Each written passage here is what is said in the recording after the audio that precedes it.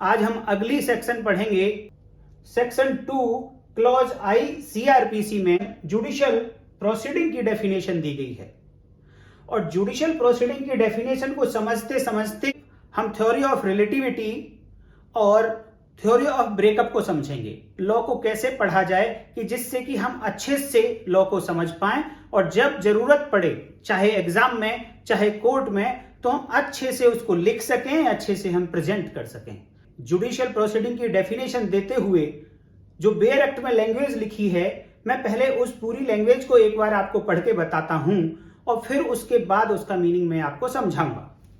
तो judicial proceeding की definition देने के लिए लिखा है, judicial proceeding includes any proceeding in the course of which evidence is or may be legally taken on oath.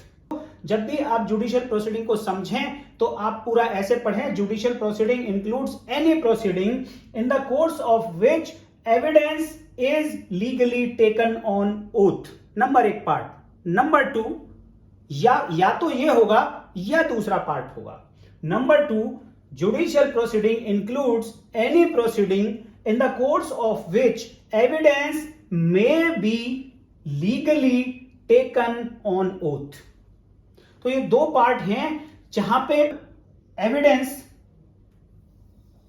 Legally या तो ली जाती है या फ्यूचर में ली जा सकती है, मे बी टेकन।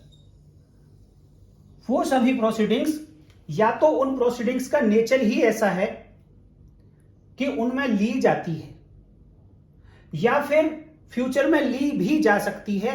ऐसी प्रोसीडिंग्स भी जुडिशियल प्रोसीडिंग की कैटेगरी में आती है। तो ये तो था कि ब्रेकअप कैसे करें। इसको अब हम हिंदी में भी देख लेते हैं। जुडिशियल प्रोसीडिंग्स को हिंदी में कहा जाता है न्यायिक कार्यवाही। तो न्यायिक कार्यवाही की डेफिनेशन, परिभाषा देते हुए कहा है कि न्यायिक कार्यवाही के अंतर्गत कोई ऐसी कार्यवाही है जिसके अनुक्रम में साक्ष्य वैध रूप से शपथ पर लिया जाता है या लिया जा सकता है। तो ये तो हुआ दोस्तों कि अगर आपको एग्जाम में लिखनी है तो ये डेफिनेशन हो गई। आप एग्जाम में ऐसे 2 पार्ट में लिख देंगे, आपको अच्छे मार्क्स मिल जाएंगे। लेकिन एक्चुअल में अभी भी इसका मीनिंग मैंने नहीं बताया है। देखो, किसी भी डेफिनेशन को दोस्तों जानने के लिए, किसी भी वर्ड को डिफाइन करने के लिए, किसी भी फ्रेज को डिफाइन करने के लिए कुछ वर्ड्स की हेल्प ली जाती है। तो अब जिन वर्ड्स की हेल्प ली गई है, उन वर्ड्स का अगर मीनिंग आपको नहीं आता तो यह कहा जाएगा कि कोई दूसरी फ्रेज जिसको डिफाइन किया जा रहा है उसका मीनिंग समझ नहीं आया है।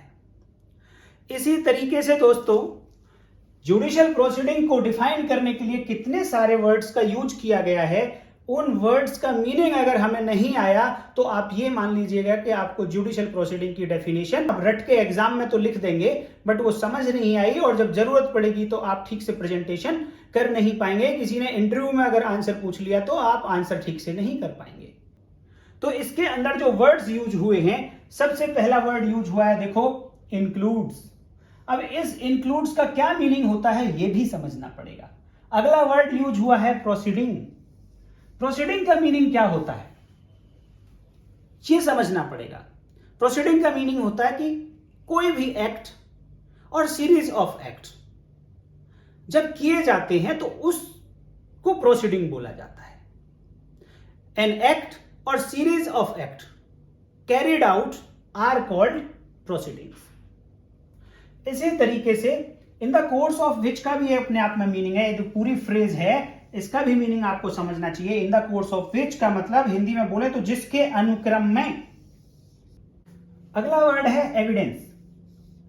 अब हमको यह समझना पड़ेगा कि एविडेंस क्या होता है। जब तक आप एविडेंस नहीं समझेंगे तो जुडिशियल प्रोसीडिंग्स भी समझ नहीं आएगी। नेक्स्ट वर्ड है legally. Legally taken on oath. अगला वर्ड है ऑन ओथ।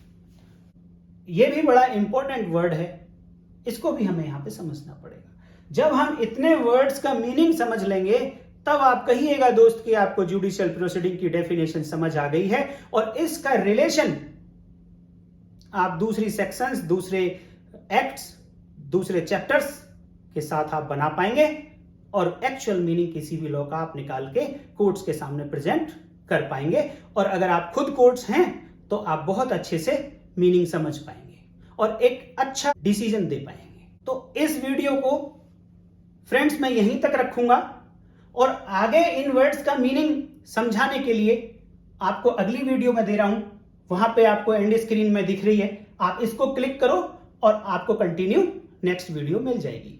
तब तक के लिए दोस्तों नमस्कार, जय हिंद।